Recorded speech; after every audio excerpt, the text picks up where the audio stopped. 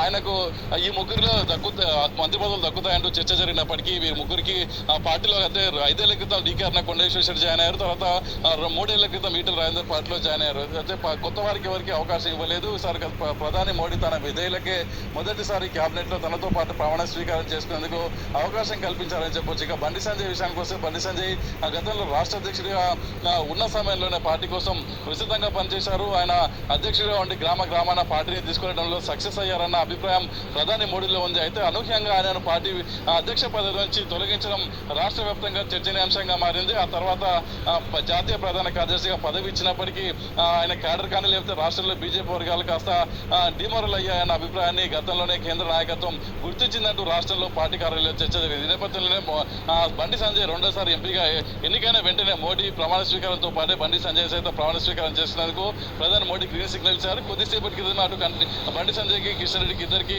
PMO కార్యాలయం నుంచి ఫోన్లు వచ్చే వారు ప్రస్తుతం పిఎంఓ ఇంటి వద్ద తేనెటి విందులో పాల్గొన్న పరిస్థితి. మిగిలిన వారు సైతం అందరినీ అందుబాటులో ఉన్నామని చెప్పారైతే తో పాటు ఈటల రాజేందర్ చివరి వరకు తీవ్రంగా ప్రయత్నాలు చేశారు. డీకార్నకు జాతీయ నాయకత్వం వద్ద సన్నిహిత సంబంధాలు ఉన్నాయి. తర్వాత ఖచ్చితంగా తనకు లేడీకోట, మరోవైపు ఇతర పార్టీలు అంటే కాంగ్రెస్ పార్టీ నుంచి గత 2019లోనే బీజేపీలో చేరారు. ఎలాంటి పదవులు ఆశించకుండా చేరారు కాబట్టి ఖచ్చితంగా తనకు గుర్తింపు వస్తుందన్న అభిప్రాయాన్ని డీకార్న వ్యక్తం చేస్తూ వస్తాయి. ఆమె అనుచరులు కూడా ఇదే అంశాన్ని చెప్తూ వస్తున్నారు. ఈటల రాజేందర్ కూడా బీఆర్ఎస్ పార్టీ నుంచి బయటకు వచ్చిన తర్వాత నేరుగా బీజేపీలో చేరడం, ఆ తర్వాత హుజరాబాద్ నియోజకవర్గం నుంచి పోటీ చేసి గెలిచిన నేపథ్యంలో ఆయన తాజాగా మొన్న ఎన్నికల్లో ఓడిపోయినప్పటికీ లోక్సభ ఎన్నికల్లో ఆయన విజయం సాధించారు. ఈ నేపథ్యంలో ఈటల రాజేందర్కి అమిత్ షా అండదండలు ఉన్నాయి. ఖచ్చితంగా ఈటల రాజేందర్ క్యాబినెట్లోకి వస్తారని చర్చ జరిగినప్పటికీ అనూహ్య పరిణామాల మధ్య పాత నేతలు, సీనియర్లు పార్టీ కోసం మొదటి నుంచి పనిచేస్తున్న వారి ఇద్దరికి అవకాశాలు కల్పించింది. మిగిలిన 6 మంది కూడా ఏదో ఓ సమయంలో